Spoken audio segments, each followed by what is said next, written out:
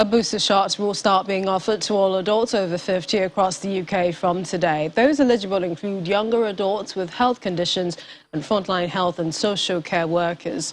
Children aged 12 to 15 in England and Scotland are also now able to get a COVID vaccine.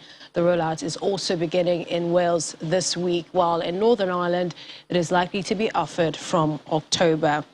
Dr. Ayodeji Olale is a special registrar in intensive care medicine at Royal Papworth Hospital, Cambridge, and he joins us now.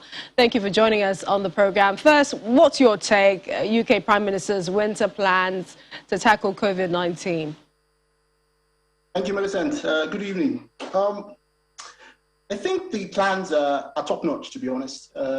They've just about covered everything, and when you consider where we've come in the management of this pandemic and where we are now, they've come up with a plan that I believe will take us through winter.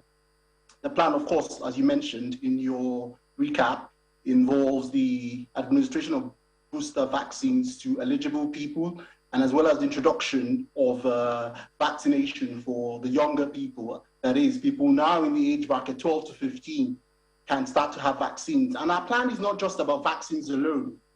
New medications, that is therapeutics, have also been introduced into the NHS stockpile for treating severe disease and for augmenting people who do not have any antibody response to COVID, as well as some international strategies as well. So I think the plan is well-rounded. It considers all the necessary information, and it comes up with a strategy that we can rely on to see us through the winter. On jabs being introduced for 12 to 15-year-olds, do you think that parents are quite open to this, and will it be made mandatory? Well, I mean, historically, the younger people, children have always had to have vaccines anyway.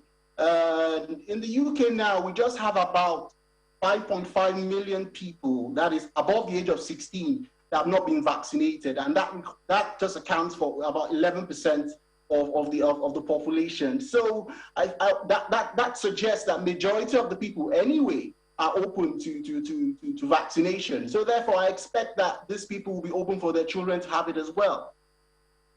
Finally, as you head into the winter months, the possibility of perhaps other diseases, I mean, or what you might call respiratory illnesses, will be there. Do you think that it could be more significant this year, like influenza or others?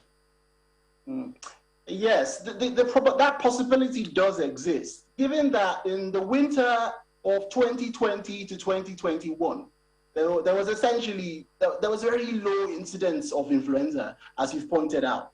And what this means is that it's possible that immunity overall has waned to it, and there could be a rise as compared to previous winter, this winter. However, I should remind everyone that the same strategies that we've employed to limit the spread of COVID are expected to be effective against influenza. That is, the social distancing, the wearing of face masks, and hand washing. All those strategies are effective across a wide range of respiratory viruses and respiratory pathogens anyway. So even though that possibility exists, I do not expect that would have a crazy outbreak of flu this winter.